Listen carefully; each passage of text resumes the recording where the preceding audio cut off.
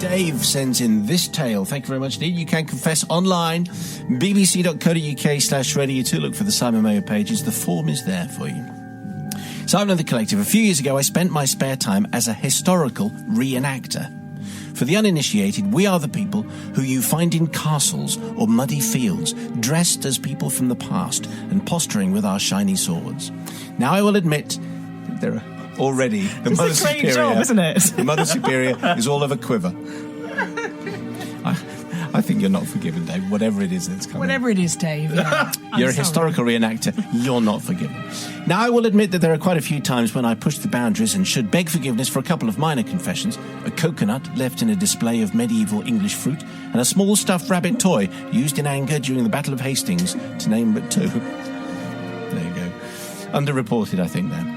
One Friday in the early 90s, we were due to go and occupy a castle on the coast. I haven't seen that line before. Oh, Dave! And there was the usual manic preparation involved, forcing a small army and their equipment into a van. Part of my task involved me going round to my friend Nigel's house to pick up his stuff as he was at work. I should point out here that the weapons we use are quite safe. All the edged ones are blunted. All the blunt weapons are, well, they're safe too. All the bows are low poundage, meaning that they are weaker than the real ones. And our arrows and bolts are rubber tipped. But we do have display weapons, which are more powerful, and use real metal tipped arrows and bolts to show people. It's educational, So arriving at Nigel's flat, imagine my glee when I saw a bright, shiny new crossbow that he hadn't mentioned. Now, there was a history in that flat with crossbows because it had a really long corridor from the front door to the loo at the far end, which was enough to use as a shooting gallery. And we had in the past safely tested all manner of weapons against either the loo door or a pile of telephone directories balanced on the WC. I realised that A, I was there on my own, and B, the crossbow hadn't been used yet. My hands clasped it with sheer lust, and I started to crank it up, ready for the shot. I realised it was quite powerful, as it needed a special crank to wind it, so I wisely piled 2 phone books on the loo behind the old dartboard, which we used as a target. Then I aimed and shot. There was a thwack, and the bolt sailed through the directories and was brought up sharply by the cistern behind it. I was both spooked and enraptured at the same time, quickly assessed the damage, a slightly bent tip to the bolt, easily straightened, a hole in the dartboard, quickly filled, and a barely seen hairline crack in the cistern that had obviously been there before and was therefore nothing to do with me. I set up for a second shot, but realising the time, replaced the hold directories at the bottom of the pile, grabbed what I needed to, and left the crossbow exactly where I had found it, albeit ready to shoot. Time passed. We had a nice trip to the coast, occupying the castle. We got to the site, but it was then that I realised that Nige was missing. "Oh, he had to stay behind. His toilets exploded," said someone matter-of-factly. I gulped. "Silly fool was practising with that new crossbow he ordered," said somebody else. "He shot the loo and it exploded." "Oh, really?" I said. "Yeah, he's trying to get a plumber or a new loo from somewhere, so he might not be with us this weekend." It turned out that when Nigel had gone home, he had also looked at the crossbow, and the same thought as me. He'd cranked it up really hard.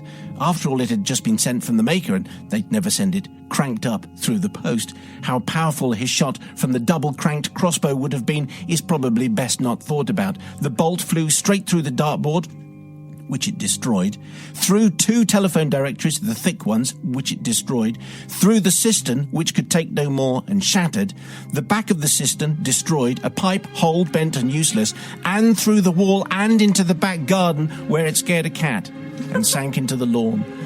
I would like to appeal to your collective and beg forgiveness. To Nigel, who had to spend the weekend fitting a toilet, to his landlord, who had a leaky loo to deal with, the cat who developed a nervous fear of the garden, and to the maker of the crossbow, who had to fend off irate phone calls from Nigel about sending wound-up crossbows through the post. Most of all, I'd like to beg the forgiveness of the crossbow, which was never the same again, and only ever managed 2 decent shots in its short existence before it broke a couple of weeks later. Dave, the historical reenactor, needs the forgiveness of Sister Rebecca first of all. I thought at one point that he was going to say that Nige had been killed. That's why he hadn't turned up. You know, the crossbow had gone off when he came home. I might have left... While he was sitting on the loo. Or something like... If that was the case, I might have left that bit out. Well, we might not have chosen that confession, possibly. That is also correct, because it wouldn't have got through the Committee of Compliance. None with death. Not very we funny. don't do the one with That's death. actually Rule 6. Anyway, I don't think this is necessarily Dave's fault, because I know he'd already cranked the crossbow, but Nige did crank it again, and who knows, it could have happened anyway. So I think it wasn't his fault, and it was just as much Nigel's fault, and he was just unlucky. So Dave is entirely forgiven. Well, this is the turn-up for the books, Mother Superior. Well, this is one of my favourite confessions ever.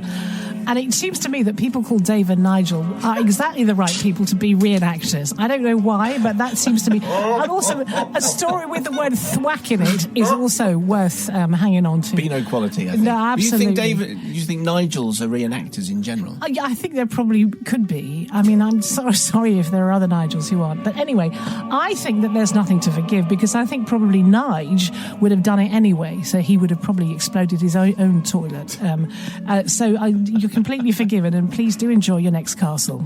Yes, which they're probably off doing. They're making plans, making plans for Nigel. Now, Brother Matt, here he comes. I went to college with a guy who was a reenactor, and I made him really mad once by saying, if you turn up at one of these things and you know that your side historically lost, what's the point? Don't bother turning up. Just go to the pub. You're going to get beaten anyway. No matter what you do, you're going to get beaten. It's not the winning. It's not the winning. It's the taking part. It's not the winning. Well, don't they reenact it to kind of... Isn't that the point of it? So they reenact it so that it could have a different outcome? No. They always have to lose. It's education. Oh, okay, sorry. If you're getting it, if it's Hastings, you're losing. I would say, frankly, Nigel was going to do it anyway. He was going to explode his own toilet. So... Frankly, Dave, nothing to forgive. How do you know he's going to explode his own toilet? He had the choice of getting a crossbow and looking at his toilet and saw no living man with blood pumping through his veins could not be throwing that crossbow at his toilet. I quite like historical reenactors. I think they're quite fun people. Really? Yeah, I feel quite That says tempted. more about you than them, I think, I feel Simon. quite... Have you never felt tempted to sort of grab a lance and occupy it? Occupy a castle. Yes, do you know, to be fair, I've never seen a reenactment, so I'm probably just... I feel an outside broadcast coming on. I've been to a jousting competition, and you would love it. Really? Yes. Why? Well, they're all hunky men on horses. Right. Okay, well, With Nigel, lances. Dave, I'll be there. You're so easily